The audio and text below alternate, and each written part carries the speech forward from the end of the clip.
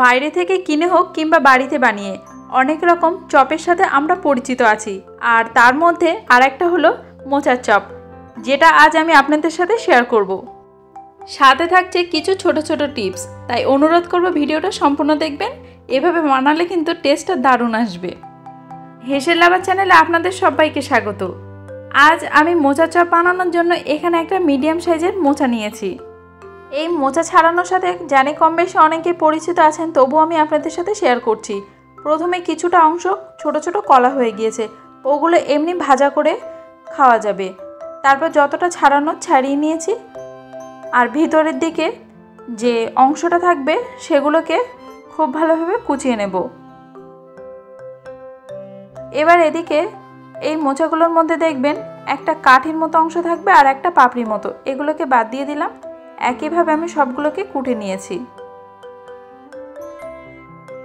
এবার এগুলো সব একসাথে নিয়ে কুচিয়ে নেব, খুব ভালোভাবে কুচিয়ে নেবেন। তারপর একটা বোলের মধ্যে নিয়ে 1 চা চামচ নুন আর 1 চা চামচ হলুদ দেব। এরপর হাত দিয়ে 2-4 মিনিট সময় নিয়ে ভালোভাবে চটকে নেবেন। এভাবে নিলে কি হয়, মোচার আঠার ভাবটা কেটে যায় আর মোচাটা কিন্তু রান্নার পরে তিতো লাগে না। তাই খুব ভালোভাবে মেখে নেবেন। তারপরে 10 মিনিট মতো রেস্টে রাখবেন। তারপর এটাকে ধুয়ে নিতে হবে। বেশ অনেকটা পরিমাণে পানি দিয়েছি, দিয়ে ধুয়ে নেব। হাত দিয়ে মোচাগুলোকে পানি থেকে ছেঁকে নেবেন আর ভালোভাবে চটকে পানিটা বার করে দেবেন। তারপর এর মধ্যে নুন হলুদ আর পানি দিয়ে দিচ্ছি আর ঢাকা দিয়ে দেব মোটামুটি 5-7টা সিটি দেওয়া পর্যন্ত। দেখুন মোচাগুলো ভালোভাবে সিদ্ধ হয়ে গেছে।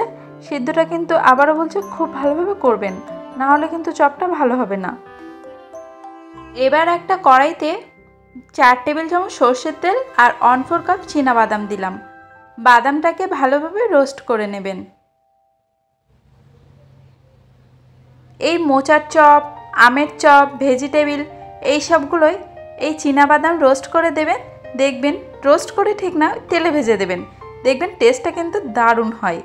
নামিয়ে নিলাম। একটা প্যানের মধ্যে একটা শুকনো লঙ্কা, একটা তেজপাতা, 4টে এলাচ আর 5-7টা গোলমরিচ, 1 চা চামচ ধনে, 1 চা চামচ জিরে, 1 চা চামচ মৌরি রোস্ট করে নেব। এভাবে মশলাটা বানিয়ে দেবেন, টেস্টটা অনেকটা গুণ বেড়ে যাবে। যে তেলে আমি বাদাম ভেজেছিলাম তার মধ্যে 5 ফোড়ন দিলাম 1 চা চামচ। একটু নাড়াচাড়া করে নিয়ে একটা বড় সাইজের পেঁয়াজ কুচোনো, 2টো কাঁচা লঙ্কা কুচোনো, নাড়াচাড়া করব ব্রাউন হয়ে আসা পর্যন্ত। আদা রসুন দিয়ে দেব 1 চা চামচ করে।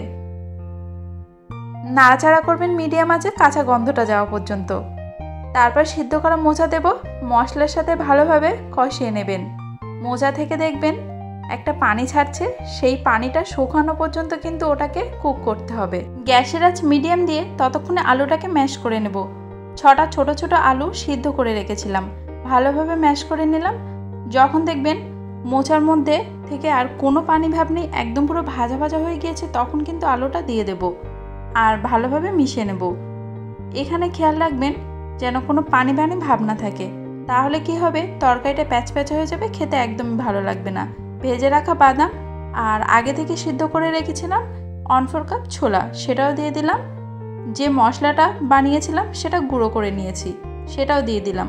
1 টেবিল চামচ চিনি। আমি কিন্তু এখানে অন্য আর কোনো মশলা ব্যবহার করব না, কিন্তু এই মশলাটাই কিন্তু এর স্বাদটা অনেকটা বাড়িয়ে দেবে। স্বাদ মতো নুন দিয়ে দেব। নুন আর চিনিটা আপনারা নিজেদের স্বাদ মতো দেবেন।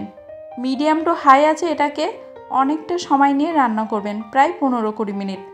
যখন দেখবেন তরকারিটা পুরো ভাজা ভাজা হয়ে গিয়েছে আর একদম আঠালো আঠালো ভাব এসেছে, তখন ওটাকে নামিয়ে কড়াইতেই রেখে দেবেন।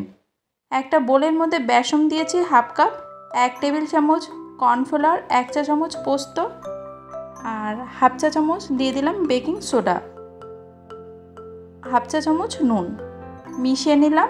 পোস্তটা এখানে নাও দিতে পারেন, তবে দিলে কি হবে, কোটিংটার টেস্টটাও ভালো হবে আর মুচমুচেও হবে। প্রথমে আমি 1/2 কাপ পানি নিয়েছি, পানিটাকে অল্প অল্প করে যোগ করব। তারপর আবারও আমি 1/4 কাপ পানি নিয়েছিলাম, মানে মোট আমার এখানে পানি লেগেছিল 1/2 কাপ আর 1/4 কাপ, মানে যে পরিমাণে আমি বেসন নিয়েছি তাতে এই পানিটাই যথেষ্ট। আর বেসনের ব্যাটারটা গোলার সময় কিন্তু কখনোই একেবারে সব পানি দিয়ে দেবেন না, অল্প অল্প করে যোগ করবেন, তাতে ব্যাটারটা কিন্তু ভালোই হয়। এরকম একটা স্মুথ ঘন ব্যাটার তৈরি করবেন।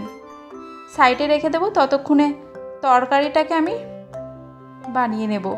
আমি কিন্তু কড়াইটা নামিয়ে ওইভাবে রেখে দিয়েছিলাম কড়াইতেই তরকারিটা।